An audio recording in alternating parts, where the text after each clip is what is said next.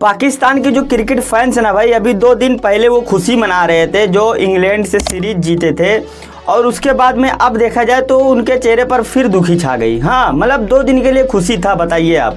मतलब अगर देखा जाए तो जो उनके मैच विनर हैं ओडीआई के, T20 के, फ़खर जमान, उन्हें यहाँ पर देखा जाए तो सेंटर से बाहर कर दिया जाता है और टीम से ड्रॉप कर दिया जाता है। मतलब उन्हें टीम में प्लेइंग 11 में या 15 में या जिम्बाब्वे वाले सीरीज में या ऑस्ट्रेलिया वाले सीरीज में किसी में भी नहीं रखा गया, ना ओडीआई में ना T20 में, ड्रॉप कर दिया गया। जो मैच विनर है पूरे पाकिस्तान में, अगर किसी से पूछ लो कि 200 रन कौन मार सकता है इन खिलाड़ियों में से, तो हर कोई बोलेगा कि फ़खर जमान मार सकता है।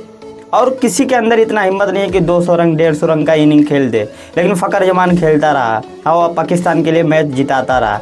लेकिन देखा जाए तो जब मोहम्मद रिजवान को कप्तान बना दिया गया ओडीआई और T20 का, क्योंकि पता है बाबर आजम रिजाइन दे दिए थे अपने कप्तानी से, उसके बाद में मोहम्मद रिजवान और सलमान अली आगो को वाइस कप्तान बना दिया गया और मोहम्मद रिजवान को कप्तान बना दिया गया। अब मुझे तो लग रहा है कि मोहम्मद रिजवान को कप्तान नहीं बनाना चाहिए, लेकिन अब बना दिया है तो अब देखते हैं उनका कैसा मतलब दौरा रहता है, वो किस तरीके से अपने खिलाड़ियों को लीड करते हैं। लेकिन उन्हीं बंदों में से ये भी है जो ग्रुप में शामिल थे पाकिस्तान क्रिकेट के जो लड़के थे। हाँ, जैसे रिजवान और बाबर, शाहीन, इन सब ग्रुप में से ये भी एक है, तो इन्हें तो बनाना ही नहीं चाहिए था सबसे पहले। लेकिन जो रिजवान के फैंस है वो मतलब बहुत खुश हो रहे थे कि रिजवान कप्तान बन गया। ठीक है, अब बन गया तो उन्हें बधाई तो देता ही हम लोग, लेकिन क्या वो अच्छा काम कर पाएंगे ये चीज़ अब देखना होगा आने वाले समय में। लेकिन मेरे हिसाब से मैं नहीं चाहता था कि मोहम्मद रिजवान कप्तानी ले। मैं ऐसा सोच रहा था कि पीसीबी जो उनके चेयरमैन हैं वो मोहम्मद रिजवान को कप्तानी ना दे, लेकिन अब ऐसा हो गया है। क्योंकि देखा जाए तो मुझे नहीं लगता है कि वो कुछ कर पाएंगे, क्योंकि कप्तानी ऐसे बंदे को आपको देना है जो बिना डरे क्रिकेट खेलता हो, जो अपने लिए क्रिकेट ना खेलता हो, हाँ वो कंट्री के लिए क्रिकेट खेलता हो, उसके अंदर गुण हो कप्तानी वाला, उसे देना चाहिए कप्तानी। लेकिन ऐसा नहीं हुआ, पाकिस्तान को मोहम्मद रिजवान को दे दिया गया। और सब लोग एक्सपेक्ट कर रहे हैं कि पाकिस्तान की जो टीम है वो बदलेगी, ऐसा बिल्कुल भी नहीं होगा। वो वैसे ही गड़ा खुद फिर से खोदने लगी। अब क्यों? क्योंकि देखा जाए तो जो उनके हेड कोच थे वाइट बॉल के, वो भी रिजाइन देकर चले गए। हाँ, मतलब वो भी रिजाइन देकर चले गए। अब देखा जाए तो मतलब ये क्या हो रहा है भाई? मतलब 2 साल का उनका कॉन्ट्रैक्ट हुआ था और उसके बाद में अब देखा जाए तो 6-7 महीने में वो रिजाइन देकर चले गए। एक भी ओडीआई का सीरीज वो मतलब पाकिस्तान के टीम के साथ सरवाइव नहीं कर पाए, वो चले गए। ऐसा क्यों, क्या हुआ कि वो टीम में सरवाइव नहीं कर पाए? क्योंकि अगर देखा जाए तो इसका 2 पहलू है। देखा जाए तो जो पीसीबी का प्रेस रिलीज हुआ है उस हिसाब से देखा जाए तो कोच भी कुछ गलती किए हैं और पीसीबी भी कुछ गलती किया है। अब इसमें देखा जाए तो जो हेड कोच होता है उसके हिसाब से प्लेइंग 11 बनती है, क्योंकि कोच के और खिलाड़ियों के बीच में सबसे ज़्यादा आमना सामना होती है और जवाब भी उन्हीं को देते हैं अगर आउट होकर आते हैं या गलत शॉट खेलते हैं, तो उन दोनों के बीच में ज़्यादा कनेक्शन रहता है।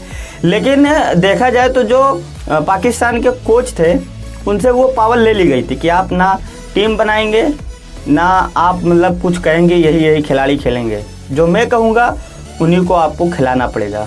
हाँ, अब देखा जाए तो ये तो गलत है ना। मतलब इतना बड़ा वो कोच है, टीम इंडिया को 2011 वर्ल्ड कप जिताया है और उसके बाद में उसका जो पावर है आप उससे छीन रहे हैं, तो वो नहीं रुकेगा भाई।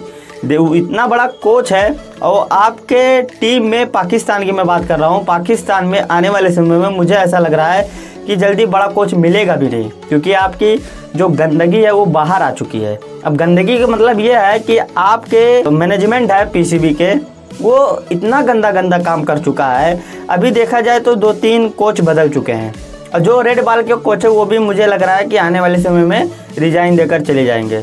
अब जो रेड बॉल के कोच थे उन्हें तो चलो ऑस्ट्रेलिया वाले दौरे पर कोचिंग बनाकर भेज दिया गया है, लेकिन मुझे नहीं लग रहा है कि वो ज़्यादा दिन तक सर्वाइव कर पाएंगे, वो भी रिजाइन देकर चले जाएंगे। क्योंकि वो आकर प्रेस में बोल रहे हैं कि मेरे अंडर कुछ नहीं है, कि मैं प्लेइंग 11 बनाया हूँ, जो है जो वही लोग कर रहे हैं, हमारे अंदर कुछ नहीं है, मैं नहीं बनाया हूँ। जीतने के बाद में अब देखा जाए तो पाकिस्तान में इस समय जो वाइट बॉल की कोचिंग है वो किसी के पास नहीं है, कोई करने वाला नहीं है। और जो कप्तान है वाइट बॉल के वो अभी बनाया गया है, तो मतलब वाइट बॉल का इनका कोई कन्फर्म ही नहीं है कि कैसा क्या होगा, मतलब कोई डायरेक्शन ही नहीं है कि किस तरफ जाना है। और उन्हीं के घर में देखा जाए तो चैंपियन ट्रॉफी 2025 में होने वाला है फरवरी में। और अभी से देख लीजिए कि पाकिस्तान का क्या हाल है। तो आप बताइए कि कैसे ये लोग परफॉर्मेंस देंगे। उस बंदे को निकाल दिए हैं जो बंदा मतलब ये कह के जाता है कि 350 रन हो या 400 रन हो मैं मार के दिखाऊंगा उस बंदे को, और किसी के अंदर इतना हिम्मत नहीं है।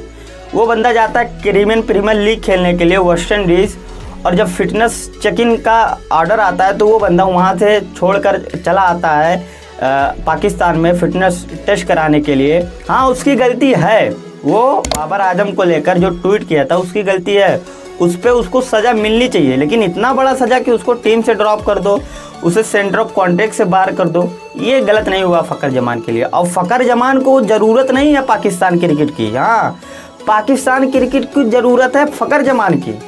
हाँ क्योंकि उसके जैसा कोई टीम में है ही नहीं है। तो पाकिस्तान की ज़रूरत है कि फ़खर जमान को लेकर आया जल्दी से जल्दी।